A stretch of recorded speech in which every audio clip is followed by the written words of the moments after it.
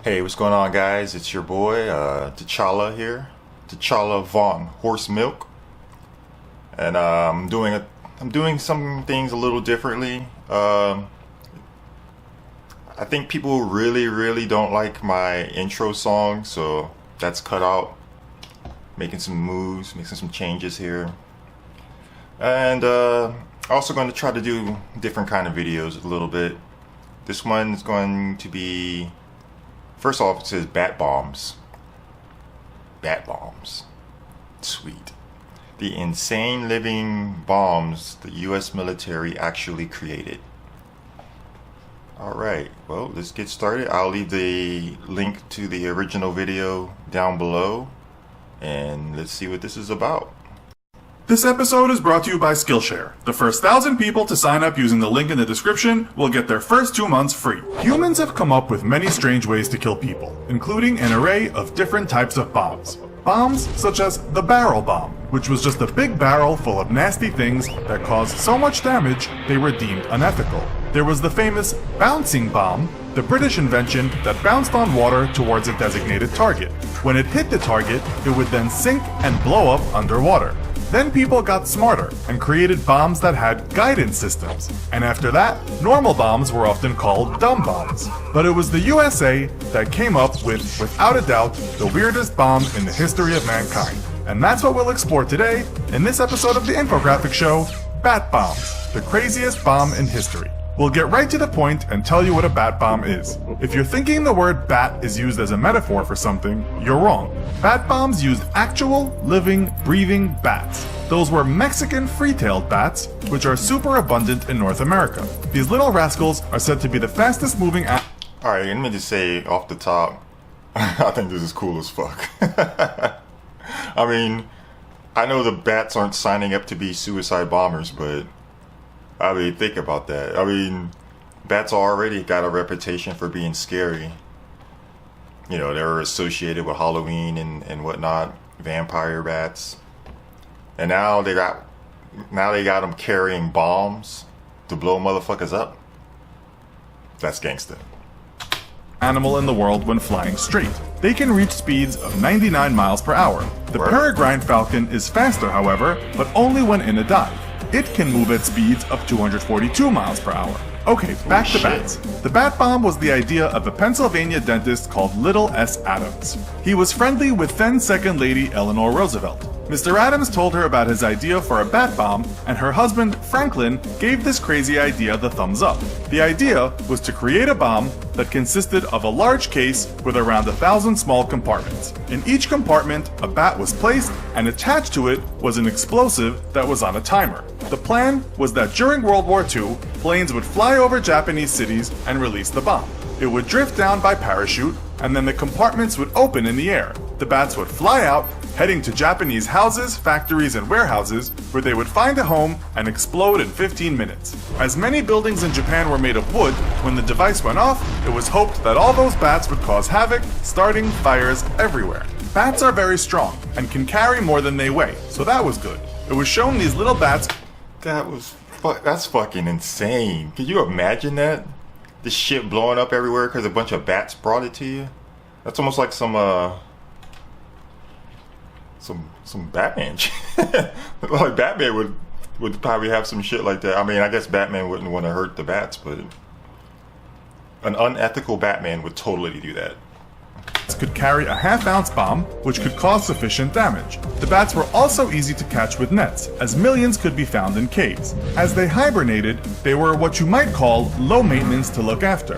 To put them into hibernation, they would be placed in cooling trays. As bats are creatures of the night, if they were released in the morning, the first thing they would look for was a secluded place to hide. The Americans believed that would be a house. A dumb idea for a smart bomb? It sounded crazy, but President Roosevelt believed in it, writing to the military bigwigs about Adams' plan that this man is not a nut. One of the people that invented napalm was in on the project, telling the military that those batty bombs could unleash up to 30 times the destruction of regular bombs. The Marine Corps then took the program further, planning to get 1 million bats ready for what one would suspect was 1,000 loads. The plan was to drop the casings from 5,000 feet from B-24 bombers. The parachutes would take the flying bat hotels to 1,000 feet, and then they would be released. They gave it the name Project X-Ray. Tests had to be carried out first, of course. In Project X-Ray documents, it's written that the tests were to determine the feasibility of using bats to carry small incendiary bombs into enemy targets. That's where things started to go wrong. It was said that the hardest part of this plan was making the container open mid-flight. That might be easy now, but it wasn't in the 1940s. The Atlantic writes that one time, the case opened by accident during tests at Carlsbad Auxiliary Airfield. The bats flew everywhere, madness ensued, and a hangar and a general's car were set on fire. They did exactly what the army thought they'd do, flew off and found dark places to hide. One report states, base personnel, kicked off their field by the project's secret classification, watched in horror from behind locked gates as most of their facilities went up in flames. Another time, the bats were released and didn't come out of their hibernation sleep. They just fell to the ground and died. During all tests, it said 6,000 bats were killed. They tried 30 times to test the bat bomb and spent around $2 million on the project, but it just didn't work out. The military and government believed that money was better spent on another secret weapon, the Manhattan Project, for the development of the atomic bomb. Some people said bat bombs would have worked if given more time to test them. Adams wasn't happy about the project ending, later saying, "Think of thousands of fires breaking out simultaneously over a circle of 40 miles in diameter for every bomb dropped. Japan could have been devastated, yet with small loss of life. It was a failure, as were exploding rats and pigeon-guided missiles, but the Americans went on to further develop weapons using animals." Exploding rats? What the fuck, man? What the fuck is our government doing? This is insane. Fuck. You might recall the CIA's spying cat called Acoustic Kitty. That project cost $20 million in the 1960s and was an absolute catastrophe, pun intended. Mr. Adams, meanwhile, went on to do all sorts of things, including inventing a fried chicken vending machine. It seems that didn't work out either. The irony is that now it is the Japanese who are the masters of fast food vending machines. According to Japan's Vending Machine Manufacturers Association, there is one vending machine for every 23 people in the country. We found one that vends fried chicken in Osaka. If you liked how this video looked and you're interested, What about one that sells fried bats? in making videos like this, maybe even having a career in animation, we suggest starting by taking a class on Skillshare called Simple Character Animation. The class will Holy shit. That is fascinating as fuck. Could you imagine that shit? A bunch of fucking bats flying around with fucking bombs. Just causing fires and shit.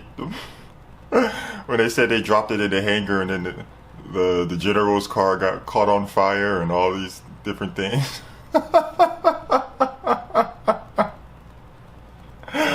Oh, that had to be one of the most awesome fails in military history.